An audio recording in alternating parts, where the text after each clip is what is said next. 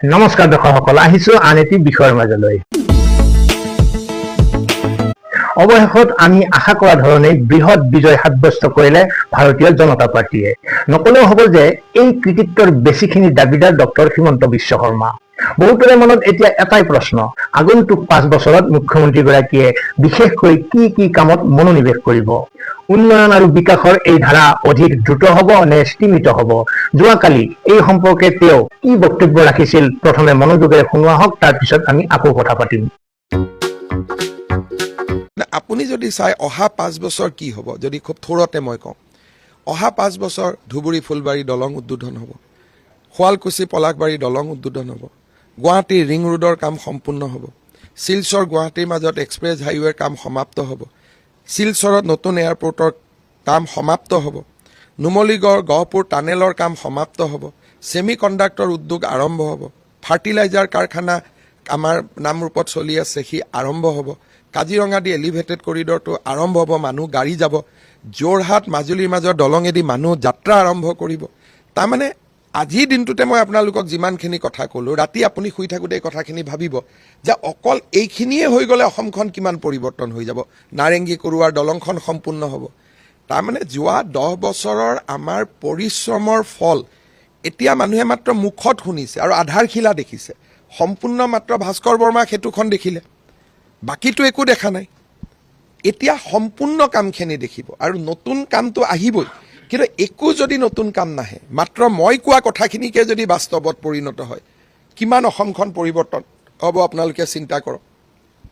শিলচৰ গুৱাহাটীৰ ভিতৰত 5 ঘণ্টাত আহিব পাৰিব।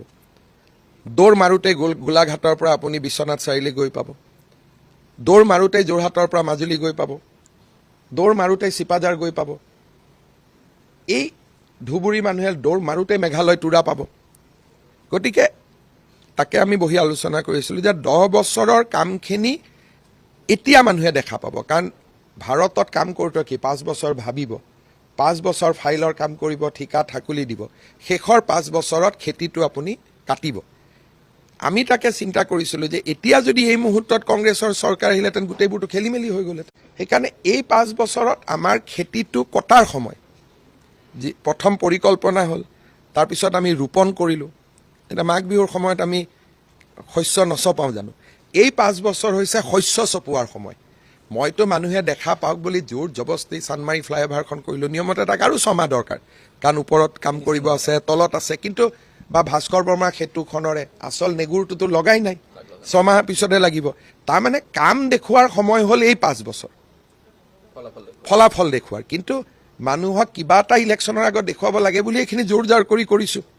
এতিয়া মাজুলীতে এখন দলং উদ্বোধন কৰিছোঁ, কিন্তু লখিমপুৰ গৈ লাগিব পৰা ছেকেণ্ড দলংখন হোৱা নাই। তাৰমানে এতিয়া মাত্ৰ যে মানুহে বিশ্বাস কৰক যে আমি কৰিছোঁ বুলি, সেইটো হ'ল অলপ যে মানে ভাতটো বনোৱাৰ আগতে অলপ সিজিছে নে নাই চাওঁ। এই যোৱাখিনি আছিল সিজিছে নাই চোৱাৰ সময়, কিন্তু আচল ভাতটো এতিয়াহে আমি খাম। দিল্লীত অসম ভৱন নিৰ্মাণ নতুন হৈ আছে, সম্পূৰ্ণ হ'ব। কলিকতাত ইমান ডাঙৰ অসম ভৱন, বম্বেত মাতি লৈছোঁ, সোণোৱাল ডাঙৰীয়াই দিছে, তাতে ডাঙৰ অসম ভৱন হ'ব। বেংগলোৰৰ অসম ভৱন ৰেডি হৈ আছে, ফিটা কাটিব লাগে, খালি হোৱাইট ৱাছিঙৰ কামটো বাকী আছে। ইমানবোৰ কাম কৰি থোৱা আছিলে, কিন্তু যোৱা সময়ৰ আগতে আমি দেখুৱাব পৰা অৱস্থাত নাছিলোঁ। কেইটামান চিজাৰিয়ান অপাৰেশ্যন কৰি মানুহক দেখুৱাইছিলোঁ, কিন্তু নৰ্মেল ডেলিভাৰীটো এতিয়াহে হ'ব। সেইকাৰণে এই 5 বছৰ হ'ব অসমৰ আটাইতকৈ স্বৰ্ণীল সময়। মানুহে পৰিৱৰ্তনটো দেখা পাব যে মোৰ ৰাজ্যখন দেখোন এনেকুৱা হৈ গ'ল। এইখিনি দেখোঁতেই মানুহে ইমান প্ৰশংসা কৰি আছে। আৰু মইতো কৈছোঁ যে এইখিনি নিত্য নাটিকাহে, নাটকখন এতিয়াহে হ'ব। আৰু 1.5 লাখ বিঘা মাটি খালী হ'ল, কিন্তু চৰ আৰু বনভূমি, ট্ৰাইবেল বেল্ট এণ্ড ব্লক আৰু 3-4 লাখ বিঘা মাটি খালী কৰিবলগীয়া আছে। এতিয়া সুপ্ৰিম কোৰ্টৰ অৰ্ডাৰবিলাকো ভাল আহিছে, আমি কৰিব পাৰিম। গতিকে মোৰ দৃষ্টিত আটাইতকৈ যদি ভাল হ'ব, আগতে আমি কি হয়, আমি যদি বিদেশী নাগৰিক এজন পুছবেক কৰোঁ বা আমাৰ ন্যায়ালয়ে যদি এজন মানুহক বিদেশী বুলি কয়, তেওঁলোক পশ্চিমবংগত সোমাই যায়। একেই ইয়াত যিটো আমি মৈমনছিঙীয়া ৰংপুৰীয়া বুলি কওঁ, তাতো একেই মানুহ আছে। ইয়াৰ পৰা তেওঁলোক শ্লিপ হৈ পশ্চিমবংগত সোমাই যায় আৰু আমি তেওঁলোকক বিচাৰি নাপাওঁ। পশ্চিমবংগত বিজেপি চৰকাৰখন হোৱাৰ কাৰণে ভাৰত বাংলাদেশ ফেন্সিংটো এবাৰ কমপ্লিট হ'ব। আৰু আমাৰ 2খন চৰকাৰৰ সহযোগিতাত বিদেশী নাগৰিকৰ অন্ততঃ নতুন প্ৰব্ৰজনৰ বিৰুদ্ধে আমি সাংঘাতিকভাৱে যুঁজিব পাৰিম। আৰু বেংগল চৰকাৰখন যোনেই নহওক কিয় গোটেইখিনি বিধায়ক বা মন্ত্ৰী মোৰ লগত অত্যন্ত আপোন, যিখিনি বিজেপি ক'ব গ'লে তেওঁলোক ৩-৪টা ইলেকশ্যনত হাৰিছে, এইবাৰ জিকিছে, হাৰা জিকা সুখ দুখ মই সকলো সময়তে তেওঁলোকৰ লগত আছিলোঁ। সেইকাৰণে চৰকাৰখনৰ লগত আমাৰ এটা ৱৰ্কিং ৰিলেশ্যন হ'ব।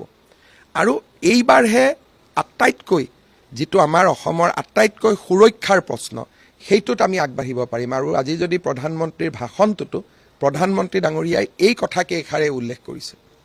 সেইকাৰণে মই ভাবোঁ যে পশ্চিমবংগৰ বিজয়, অসমৰ বিজয়টো যদি আমাৰ কাৰণে এটা cake, Paschimbanga icing in the cake, মানে উইদাউট ৱেষ্ট বেংগল আমি বহুত কাম কৰিব নোৱাৰোঁ। আজি নুমলীগড় শোধনাগাৰে পাইপলাইন এডাল আনিব লাগে উৰিষ্যাৰ পৰা নুমলীগড়লৈকে, বেংগলে পাৰ্মিশ্যন নিদিয়ে, পেলাই থৈ দিছে। এই গোটেই যদি আমি যিকোনো কাম কৰিব খোজোঁ, পশ্চিমবংগৰ থ্ৰুদিয়েতো অসম আহিব। যেনেকৈ মেঘালয়ক যদি অসমে সহায় নকৰে, মেঘালয়তো কোনো কাম নহয়। যেনেকৈ আমি মেঘালয়ৰ মুখত বহি আছোঁ, আমাৰ মুখত পশ্চিমবংগ বহি আছে। সেইকাৰণে পশ্চিমবংগৰ বিজয়ে অসমৰ বিজয়ৰ আনন্দটো দুগুণ কৰিছে। চৰকাৰখনে এই 5 বছৰত কাম কৰাৰ বহুত ভাল সুযোগ পাব। মোদী ডাঙৰীয়াই আমাক অসম্ভৱ সহায় কৰিব।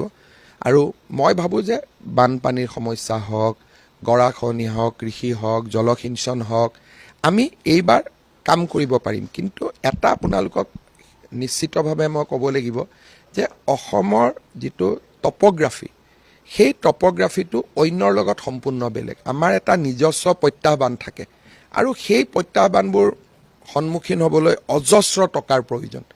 সেইকাৰণে কিছুমান কাম মনত ইচ্ছা থাকিলেও কৰিব নোৱাৰি আৰু কিছুমান কাম কৰিব পাৰি। গতিকে দেখা যাওক, চৰকাৰখন আহক, সকলোৱে আশীৰ্বাদ কৰক, কামবোৰ ভাল হ'ব আৰু ভাল কাম কৰিব সকলোৱে।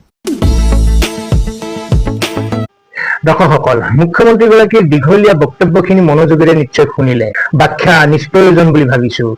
যি নহওক, যদিও আমি ৰাজনীতি নকৰোঁ বা কোনো ৰাজনৈতিক দলৰ সদস্যও আমি নহওঁ, তথাপি উন্নয়নৰ ধাৰা অব্যাহত থকাৰ স্বাৰ্থতে মই ব্যক্তিগতভাৱে ডক্টৰ হিমন্ত বিশ্ব শৰ্মা আকৌ এবাৰ শাসনলৈ অহাটো মনে প্ৰাণে কামনা কৰিছিলোঁ।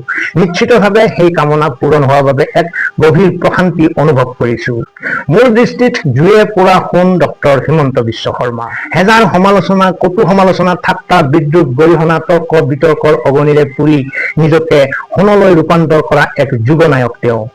উত্তৰ পূবৰ ৰাজনৈতিক চাণক্য হিচাপে খ্যাত নেতাজন বহুতৰ বাবে চকুৰ কুটা দাঁতৰ শাল, আনহাতে আন সহস্ৰজনৰ বাবে নয়নৰ মণি। সকলোকে চমকিত কৰি দিব পৰা অদ্ভুত দক্ষতা মানুহজনৰ। নিৰ্বাচনৰ ঠিক আগমুহূৰ্তত সম্পূৰ্ণ বিপৰীত স্থিতিৰ মানুহ এজনক দললৈ আনিও অনায়াসে জিকাই আনিব পৰাকৈ এক বিশেষ দক্ষতাৰ অধিকাৰী তেওঁ। সঁচাকৈয়ে অদ্ভুত ক্ষমতাৰ অধিকাৰী তেওঁ। 2011 চনৰ বিজয়ৰ নায়ক আছিল হিমন্ত বিশ্ব শৰ্মা। 2016 বিজয়ৰ নায়ক আছিল হিমন্ত বিশ্ব শৰ্মা।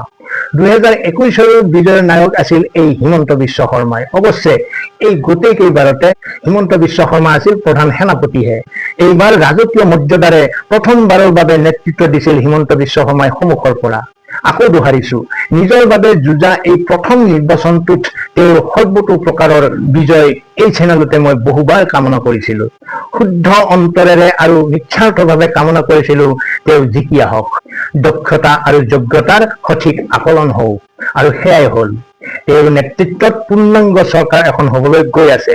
তেওঁৰ ওপৰত আমাৰ সম্পূৰ্ণ আস্থা আৰু বিশ্বাস আছে যে আগন্তুক 5টা বছৰত ৰাজ্যখনৰ উন্নয়ন আৰু বিকাশৰ ধাৰা কেৱল অব্যাহত থকাই নহয়, বৰঞ্চ ই অধিক দ্ৰুত হ'ব।